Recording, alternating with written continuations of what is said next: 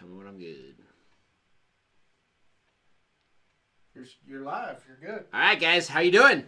I am Nate Zelinsky. We're coming to you live from Colorado. Guys, this is the live show. This is everything about you, the hunter, the outdoorsman. Our goal here is to make everyone a better outdoorsman, again, a better hunter through education. So the process of this show, guys, we're trying to bring you content, tips, tactics, scouting, hunting, whatever, shooting.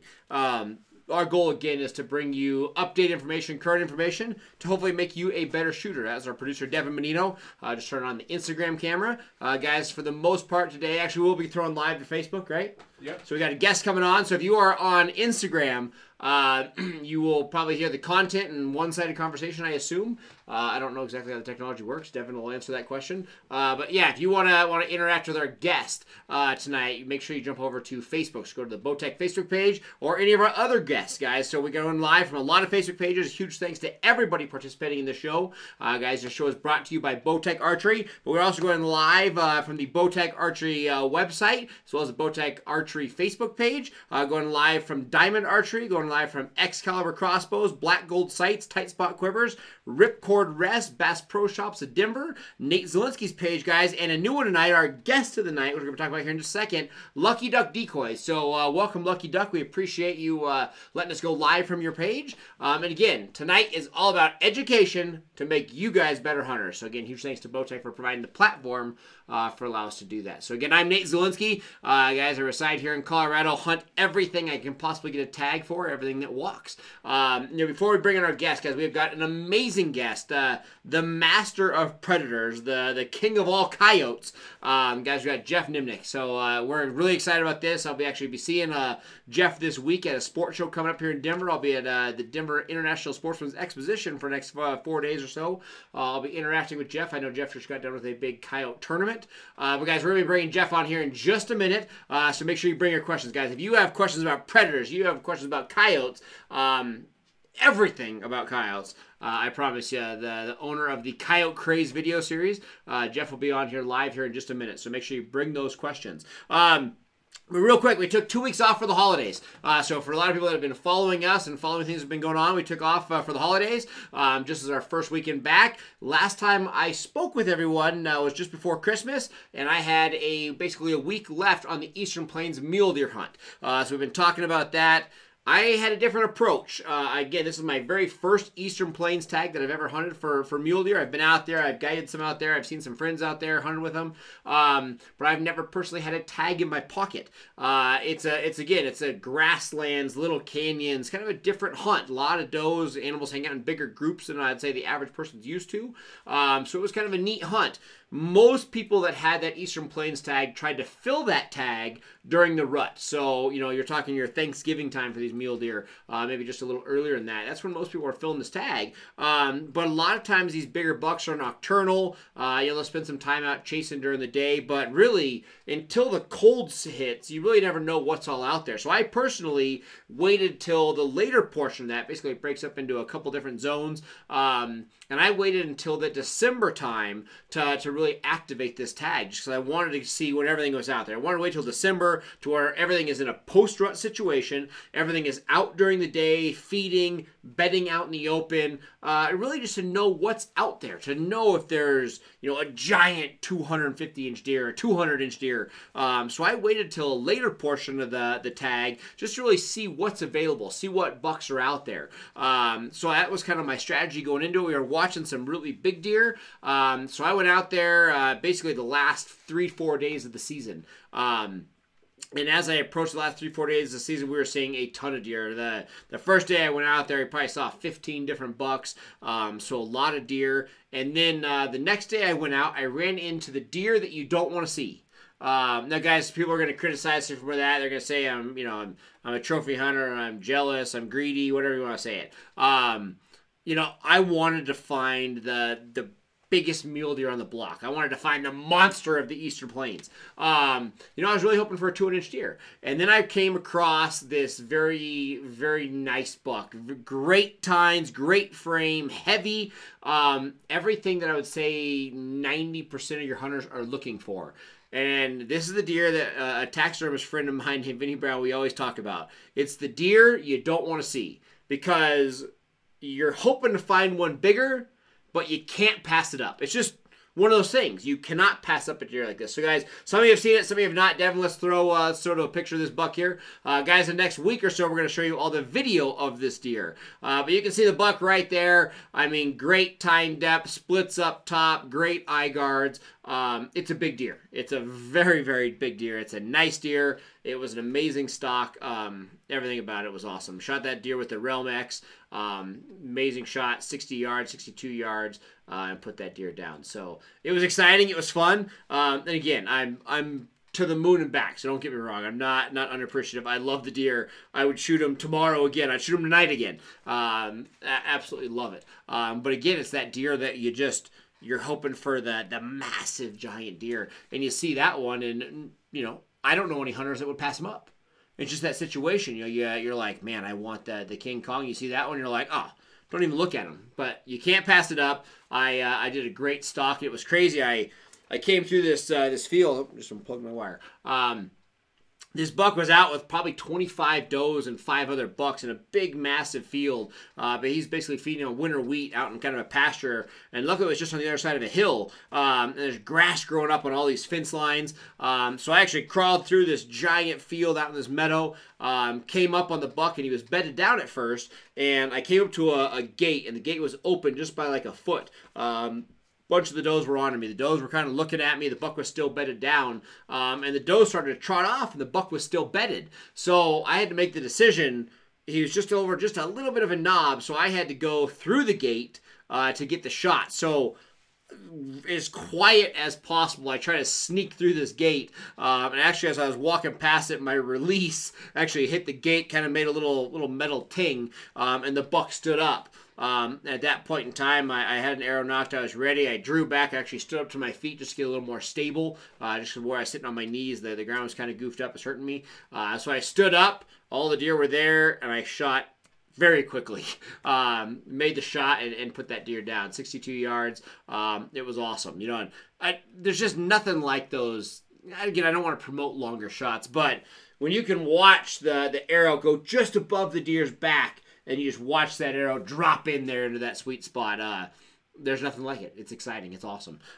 Deer ran 35, 40 yards and piled up, and that's the buck. That's the Eastern Plains buck of my year. So it was exciting. It was a lot of fun. And, tonight we're going to be talking about predators. We're bringing on a good friend of ours. Again, Jeff Nimnick coming on here in just a couple minutes. But before we come into predator hunting, we've been talking predators now last week or last time we had the show on. Tonight it's all about coyotes. Again, continuing our hunting season. I'm a bow hunter, but whether you're a bow hunter, a rifle hunter, a shotgunner, predators is one of those things that, number one, it's a great sport. It's fun. It's entertaining. But more importantly, so many of our states need the help with predator control. Whether that's a situation of coyotes or mountain lions or bears or whatever the predators are in your area.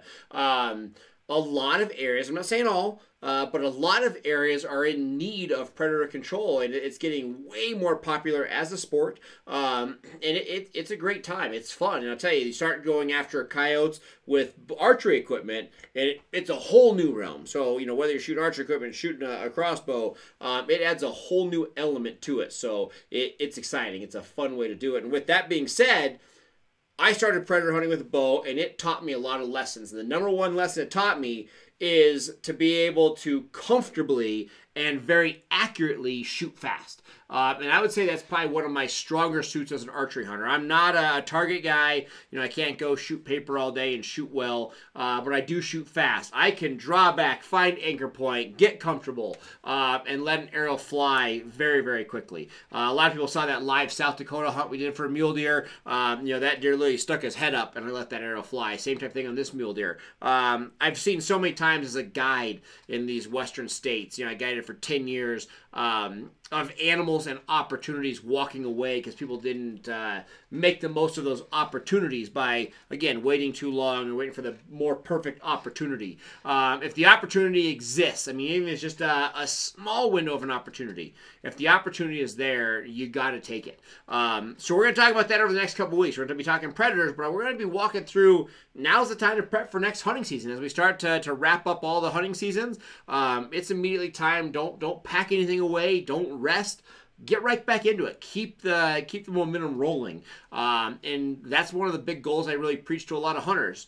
How fast do you shoot? Are you the guy that has to sit there for 20 seconds before you're comfortable to take that shot? Or can you draw a knock anchor and literally let it fly? Because again, shooting faster, target accuracy, and just really putting it all together will make you more successful as a hunter. So keep things in mind like that. Now, guys, real quick, I got to say, this week, if you are an archery hunter, an archery person, a target shooter, this is the week of all weeks. It's the Super Bowl of the sport. It's the week of the ATA show. So right now in Indianapolis, everybody is setting up. The show opens Thursday to Saturday is the ATA show, the Archery Trade Association. All the big dogs in the sport are there. All the manufacturers. It's an invite-only show, but it is a very big show. So we gotta say real quick, Bowtech, as always, Bowtech and Excalibur crossbows will be doing more live content than any other archery manufacturer out there. They're good at this game. So make sure you text "Go Live" to, again, 77453. So that's going to give you all the live content for everything coming from Bowtech. So again, "Go Live" to 77453. Or you can text Excel, EXCAL, to that same number, XCAL, to that 77453. So again, EXCAL, XCAL to 77453 for all the live content coming from Excalibur. Yeah, they're both going to be there at the ATA show. And they're both giving away free bows. They're both giving away free bows. So again, that's the big thing. So not only are you going to learn, there's going to be a lot of Q&A. I believe Teresa Vale is going to be hosting most of that Q&A. But guys, you're going to be talking to Heartland, the Shockeys, Jim Burnsworth. I mean, everybody is there. So make sure that you text those key words, the "Go Live." The Excalibur, 77453. Free bows, free information, free education. You cannot lose. So again, everything's happening at ATA. Make sure you watch all the social media outlets. Make sure you contact all those notifications. I promise you, there's a lot of stuff going on, and everybody out there could use a new free bow. So again, make sure you check that stuff out. I promise you're going to like it. Now, guys, we're going to be going live here in just a second. Devin's going to call in our guest. Guys, it's about predator hunting. So when we talk about predators, everything we do on this show is about you, the viewer, the listener. We try to bring you the best content, the best information to, again, help your education to make you a better hunter, a better shooter, and a better outdoorsman or a better sportsman. So that's always the focus point of this show. So we had a lot of people saying, hey, let's talk predators. You know, I've predator hunted before. Now I want to do it with archery equipment. Or, hey, I love big game hunting. I've never predator hunted. How do I get started in it?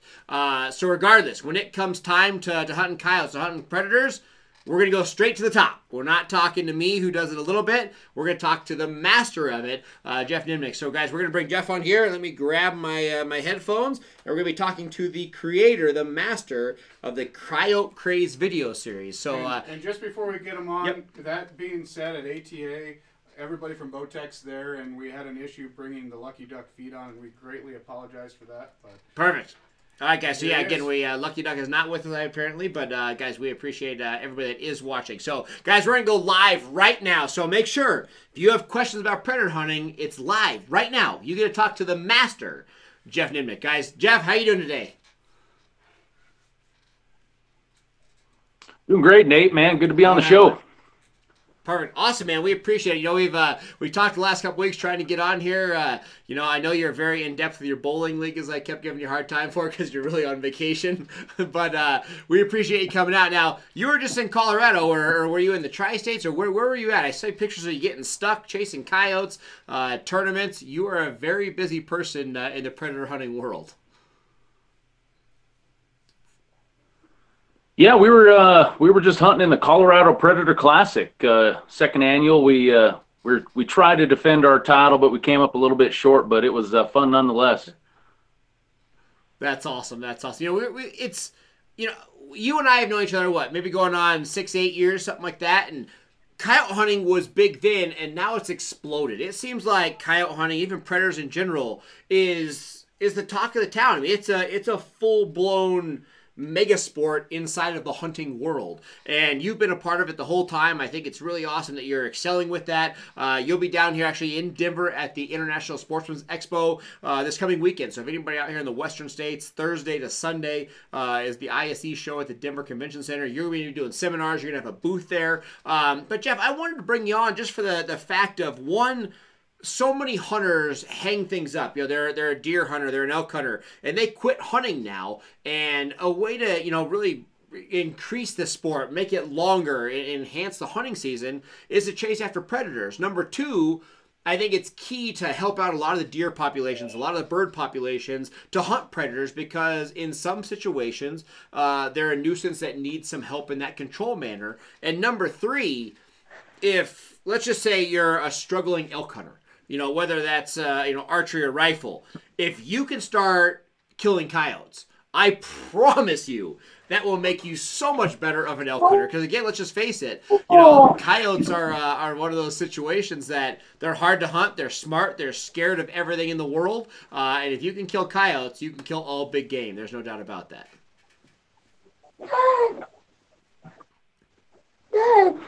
Yeah, I'm sorry about that. I had my little 3-year-old guest snuck in the in the room with me. No worries. Hey, this is live. Yeah, this is real. Everything about this is live and real. Yeah, there we go. See, you want to say hi to everybody? Say hi. All right, bud. Yeah, you know, it's like us, and that's one of the things that I've always found challenging and intriguing about coyote hunting and just hunting in general. It seems like you talk to hunters, and everybody has their one specific thing that they really have a passion for. And for me, it just happened to be coyotes. And it was probably 10 years ago, I really got the bug and kind of really decided that was what I was going to spend my time doing, was chasing coyotes. Colton, you got to go upstairs.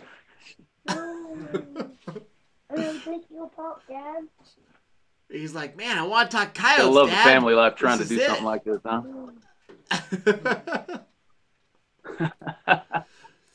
So, guys, as everybody's watching this, guys, again, this is Jeff. You know everything about coyotes. You know things like that. Now, we have so many questions. People are going to be commenting on here and asking questions. But the number one thing that I want to talk about, too, is I've shot a lot of coyotes. I've been fortunate enough in the predator world, but so many times I've done this with high power rifles, shooting at a distance, shooting long range type stuff. I want to increase my close range coyote, whether you're using a shotgun, but more importantly, I want to shoot a bow. I want to start successfully on a daily basis putting down coyotes with archery equipment. What's the number one thing to, number one, being successful as a coyote hunter, but number two, how do I switch over the whole concepts of getting close? I mean, these coyotes are a nightmare to kill in pressured situations where they're actively getting shot at. How do you get coyotes close? How do you become a coyote hunter?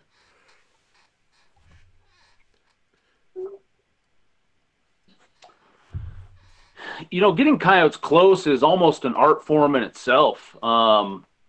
There's a lot of different factors involved in getting coyotes close. One of the big ones is probably the amount of cover you have to set up in. Let's say you're out on the eastern plains of Colorado and you're hunting some of that short grass prairie, not much cover to help break up your outline.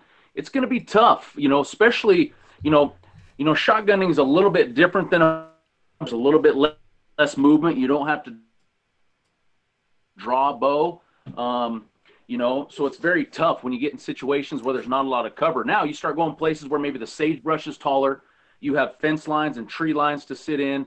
You're going to be better off because that's all going to break your outline up. It's going to minimize your movement, and you're going to be the coyotes aren't going to pick you out as quick, which is going to allow them to get closer to you into the ranges you need to kill them with a bow. I mean, that's huge. And I think that's the biggest thing. It's almost like turkey hunting. If you do it from a blind with archery equipment, it's simple. When all of a sudden you're forced to be outside, leaning up against a tree, it becomes very hard with archery equipment. But I think it's, again, I don't know. I shouldn't say it like this because I mean, obviously, I think a lot of people miss a coyote and you're brokenhearted. But you know, when I miss a mule deer, you know, a giant deer, a big bull, I'm destroyed. That I'm so sad I missed it. When I miss a coyote, I'm mad and I'm frustrated, but it doesn't ruin my world. It's just who I am.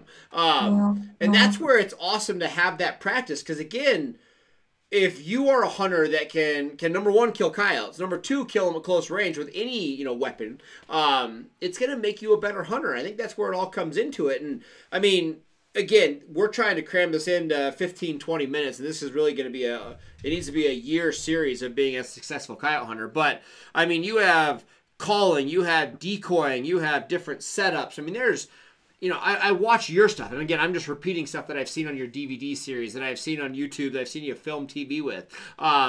There's a million things that go into it, and right now we have listeners literally from Florida to Connecticut to California. I mean, we have listeners from everywhere that are hunting various different situations, different, everything's different. Obviously you're out here in kind of the western grounds. As we approach it, again, obviously cover's huge.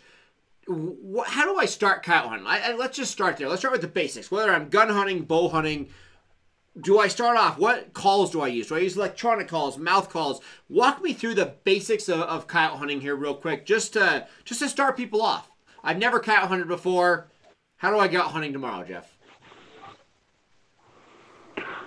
We'll even start worrying about the calls and your equipment.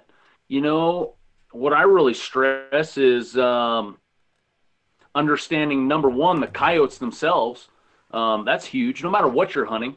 But understanding how a coyote works, how a coyote thinks, where a coyote's going to be first thing in the morning versus where a coyote's going to be during the middle part of the day, October versus what coyotes are doing in February.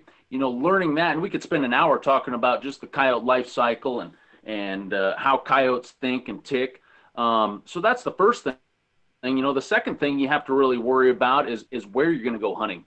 The area you're going to be hunting, the amount of pressure that area has gotten, what are the densities of coyotes like in that area, what is your access like getting into that area, all those things. I mean, there is 100 variables that go into play with this. And once you get that figured out and you get a place to go and you know the area and you know where you can park the vehicle, where you can walk in, where you have the wind coming in a favorable direction, where hopefully the coyote that's out there doesn't know you're there, then you can start worrying about, the call and the call sequences and things like that. That's hopefully going to call that coyote in that doesn't know you're there. I mean that's huge. And there's, even just like saying that, there's a lot that goes into it. Now, I have a million questions for you, so I'm just going to bombard you. I'm sure I'm going to ask a lot of these that our listeners are asking. But with that being said, is that how do we even determine the coyote's lifestyle? Is that a seasonal thing? Is that a daily temperature thing? Is that a sunlight thing? Is that a food thing? How do we do it? So let's just say I'm out here and I know that my coyotes are feeding on they're micing and they're chasing rabbits. Is that a certain coyote versus a coyote that's, I don't know what else they feed on in other places of the country. But, is it a food source thing, or what determines that daily behavior? Again, is it temperature, seasonal, food? What determines that daily behavior? Should I be out early and late in the day, like a big game situation? Well, this is one of our questions, actually. Perfect. What do you prefer, daytime or nighttime for Yeah, coyotes? daytime, nighttime, midday. What's your peak number 1, 2s, and 3s? So to quickly answer the question, I'm a 99.9% day hunter. I've never been real fond of the night hunting because you're limited to one little looking through a thermal scope or looking out in a beam of light, and you just can't see. And as a predator hunter, I want to be able to see, and that's day hunting. So I've never had to reach out to the night side. So that's a quick answer to that question, but. Back to your other question in regards to, hunting in the morning versus late in the day or middle part of the day, whatever it may be. That comes down to looking at the coyotes, and generally coyotes are going to be just like a lot of animals. They're going to be up on the move early morning and late in the day. All right. So anytime a coyote's up on the move on the hunt, the chances of that coyote wanting to cover more ground coming to the call is going to be better. During that middle part of the day, the coyote usually is no different than a deer or an elk. They're going to find some secluded area, whether it's a creek bottom, a swamp, a drainage, somewhere where they can get out of the wind, where they can lay up for the day and rest. And the coyotes will still respond to the call there during those times of the day. You just got to get in a little closer to those coyotes, knowing that they're not going to be willing to come from a long distance usually during that middle part of the day. Now, on top of that, you have weather. Obviously, you get colder conditions as the winter progresses. Food becomes a little more scarce for these coyotes, and they have to work a little bit more, which motivates them to want to come to the call. Parts of the country is also a big thing. You go to some of the big, what if you want to call it, desert sagebrush country in Wyoming and Arizona and Nevada. Those coyotes are used to eating rabbits pretty much year round because there's not a whole lot of other food sources for them. So you can get into better calling situations earlier in the fall. Around here in Nebraska, maybe Colorado, eastern part of the United States, the food sources are abundant, whether it's the rodents and the rabbits, the birds, the vegetables, flowers, whatever they're eating, there's a lot of it. And usually it takes, late winter conditions to get rid, where they're really having to hunt rabbits and mice, for that caloric intake. And that's usually when the calling gets good. If you're killing coyotes within 2 to 3 minutes when you're blowing on a rabbit call or turning the rabbit on, those coyotes are what I call in meat mode. And that's what you really want to see when you're trying to get coyotes close, especially.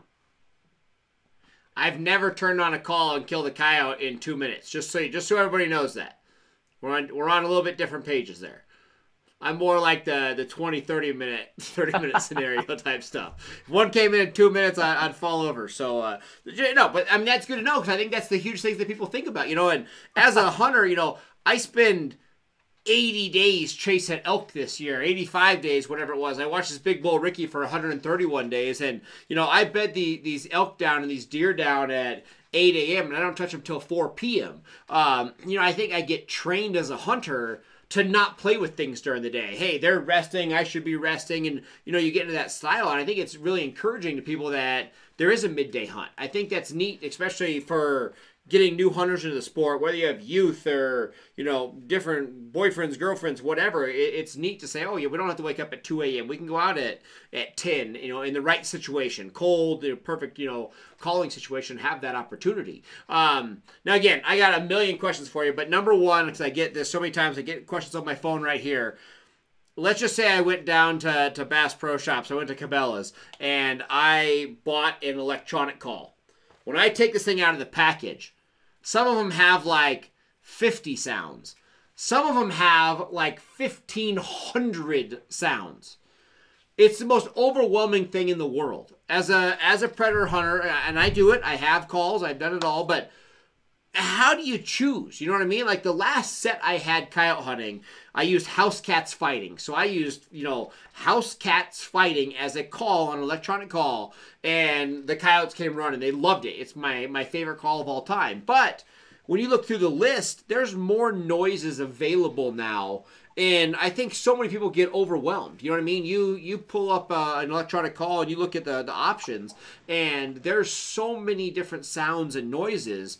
I don't think people have a clue as of what to use. And more so than specific sounds, how do you even go about picking a genre of sounds? You know what I mean? Is it cold weather, I use this? Or do I have to look at the food source and talk to a biologist about what they're eating? Or, again, we're going to hopefully break this down into a multiple-part series. We're hoping to continue coyotes for the next 4-6 weeks to break all this down. But in a nutshell, just because people are asking, how do you even go about the sounds you make in a calling scenario? So I'm going to start. So this is the call I use right here. It's this Lucky Duck Revolution. It's one of the models that Lucky Ducks makes. That's the call I use. So we're going to kind of use this as an example. The sound library that's on this call was developed by Rick Paulette, the Verminator. Some of you out there might have seen his videos, DVDs throughout the year. Good buddy of mine, but he spent the last 6 or 7 years developing the sound library that's on this call. And yeah, I don't have a cool name like that, but he does, you know. Right? That's a good name. Like, you know, so I'm so this jealous call right comes. there. No. So this call comes standard with 100 sounds, okay? And and Okay. and the question you asked me is one I get a lot as well. It's overwhelming when you look through that. You start scrolling through the remote, and this has 16 different categories of sounds from all different types of howls to coyote distresses to coyote fights to breeding sounds.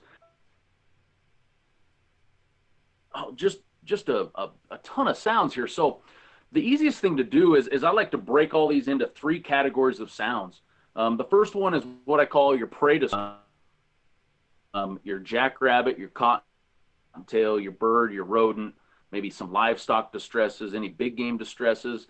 Let's just at this point, let's categorize all those into the prey distress category. Now, your second category would be all your coyote vocalizations. You know, these are your lone howls, your interrogation howls, your challenge howls, any type of serenade, you know, multiple coyotes howling. We'll categorize them into that second category with coyote vocals. And then your third category is all your coyote fights, your pup distresses, maybe some fox distresses, some of the breeding sounds, kind of off the wall coyote sounds, okay? Third category. So now we have it simplified a little bit more. Instead of 100 sounds, and that's how I usually lay it out. When I'm going into a stand and making sounds, I'll usually tell people, you know, early on in the season, you know, maybe we focus a little bit more on the prey distress category of sounds. You know, it's maybe not so much important which sound within that category you're using, just as so you're using something within that category. And then maybe late in the stand, we kind of go more towards some of those coyote distresses, the pup distresses, especially early in the fall. You know, we're getting into the breeding season for coyotes. A lot of times coyotes by this time of the year have been pressured a little bit. They've been shot at.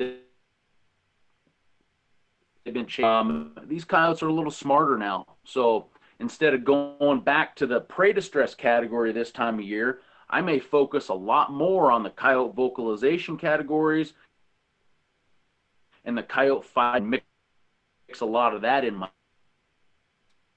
over and over like I did maybe early on in the season. Yeah, I don't know.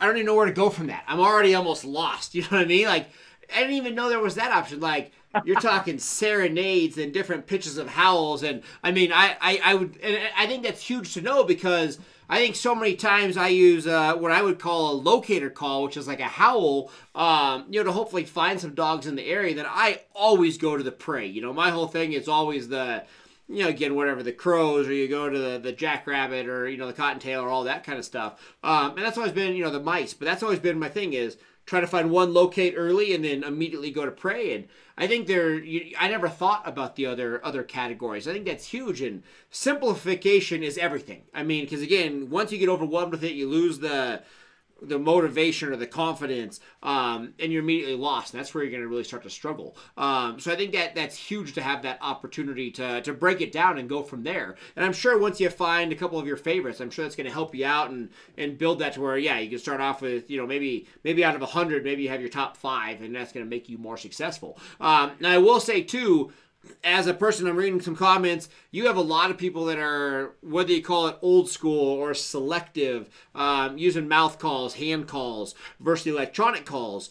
I've heard a lot of coyote hunters, you know, again, I'm going to say more, use the term old school, but these veterans of the sport, that still say mouth calls where they're changing tones and changing with the times, instant, you know, reaction. They say on a pressured coyote, you can get by with a hand call or mouth call better, and it will outproduce an electronic call. But with the variety of sounds and volumes of the electronic call, what's your take on that? What's the scenario? Now, obviously, I want to do it with a bow. I mean, my whole thing right now is bow hunting coyotes because I want to become a better bow hunter. I don't want to collect 10,000 coyotes, but I want to become a better bow hunter. And I'm using coyote hunting and predator hunting to make myself a better bow hunter, to where the electronic call is my only option. There's no chance I'm going to be working a mouth call and still try to draw my bow and shoot. With an electronic call, I can at least have an electronic call close to me, possibly a decoy, and at least, you know, as the coyote comes across the ditch, and I try to put myself in sets to where hopefully I'm forcing the coyote to get out of my vision for a quick period of time as he's coming in to allow me to draw my bow back. An electronic call allows me to have hands-free focus on the archery equipment and still take the shot. But what's your opportunity of, again, the hand calls versus electronic? Is there ever a better or worse situation for them?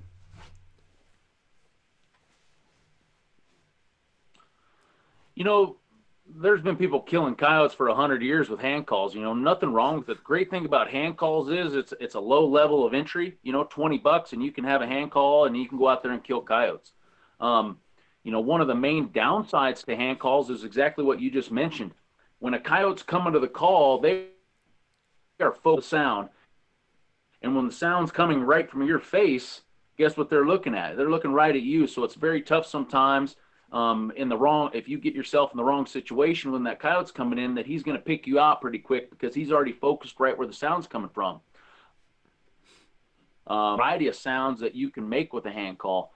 You know, I've been around some guys that are exceptional hand callers, but they're limited to about 5 different types of sounds. You know, they can do a lone howl, they can maybe make some rabbit sounds, maybe a bird sound, and maybe a fawn distress, and that's really about it.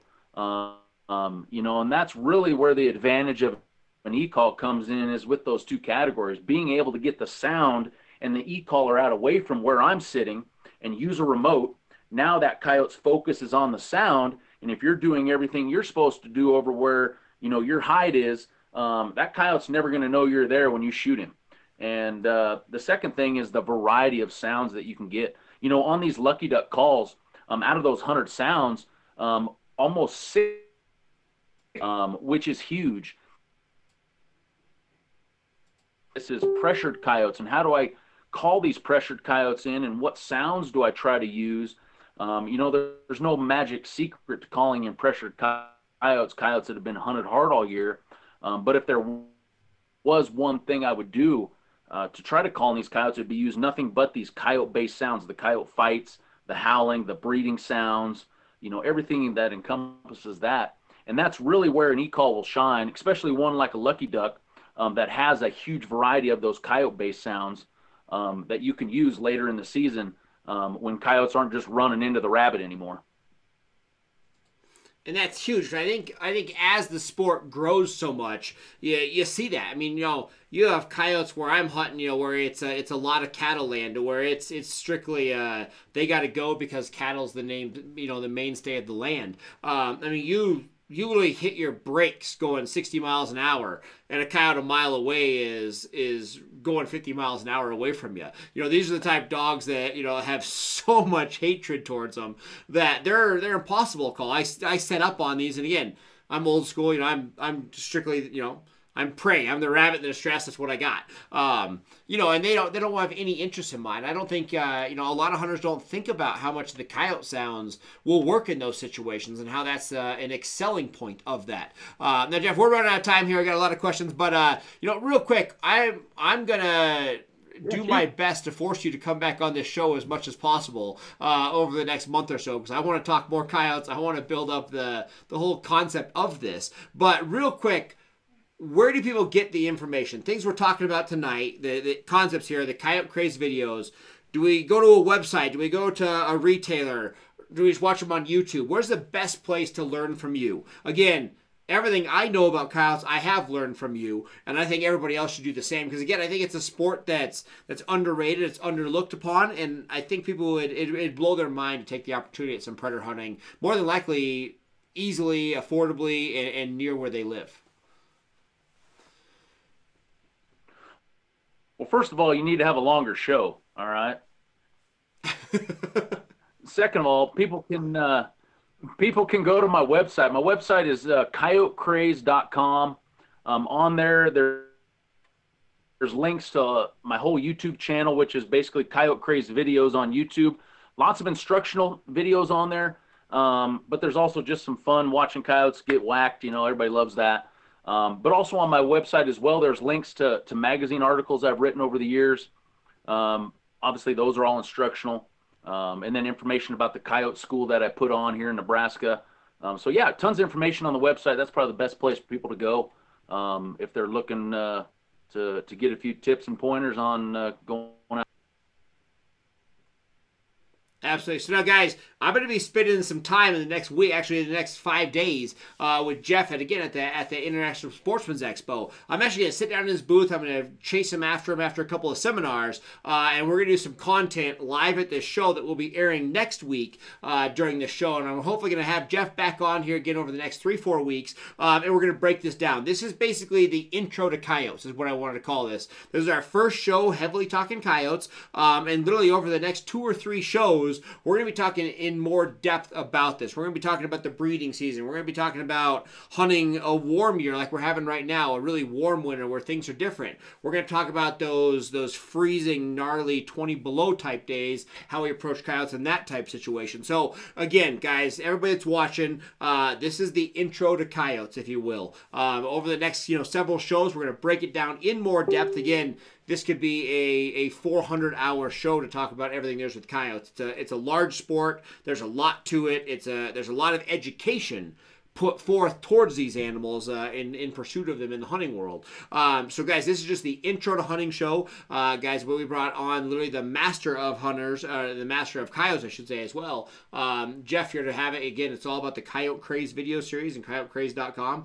So Jeff, I'm going to see you at this show. We're going to shoot some content at this show. I want to hear some sounds. I want you to walk me through this firsthand, personally, and then we're going to have you back on here in the show very soon to talk more in depth about this, if that works for you. You bet, man. I don't have a booth this year. I'm just doing Thursday at 5:30, and I do a seminar again at 3:30 on Friday. So yeah, we'll get in touch, and I'm not tied down to a booth, so I'll be around. I can roam around and check the show out and visit with everybody. So, but I'll be there at the seminars with all my equipment on hand and be willing to talk to everybody about it. And I got some cool video we just shot last year. My 8, 9, 10-year-old boys shooting coyotes. So that'll all be shown at the seminar. So it's gonna be a lot of fun. That's awesome, guys. Guys, again, this is all about education. It's all about you. That was our guest, Jeff Nimnick. Guys, thank you so much. And make sure you follow him, Jeff. We'll be in touch here at the show. But, guys, he is the master when it comes to coyote hunting. He does it all. Calling, guns, bows, everything that has to do with coyotes. Jeff is in charge of it. Jeff does it. He is the man when it comes to coyotes. So, guys, make sure you check it out. It's all about the Coyote Craze video series. Go to his website, Coyote Craze. Guys, and I'm going to be bringing you a lot of content from the show live with Jeff there. So, guys, make sure you stay tuned over the next several weeks as it is all about coyotes here. And, guys, again, I am Nate Zelinsky. You are watching live here on the Bowtech channels. Again, it's brought to you all live, everything by Bowtech. You're also watching live on the Diamond Archery Facebook page, the Excalibur page, Black Gold, Tight Spot Quivers, Ripcord, Bass Pro Shops of Denver, as well as the Nate Zelinsky page. Guys, I hope you enjoyed that. Again, predator hunting is huge. It's taking off. I know it was a little broken up there. Service wasn't amazing. But, guys, Jeff's the man. And, again, when it comes down to coyotes, there's so much to it. Again, talking the intro to coyotes here. But there's so much involved in the coyote sport. We're going to break it down for you. I'm not going to lie. It's an intimidating sport because there's so much involved with it.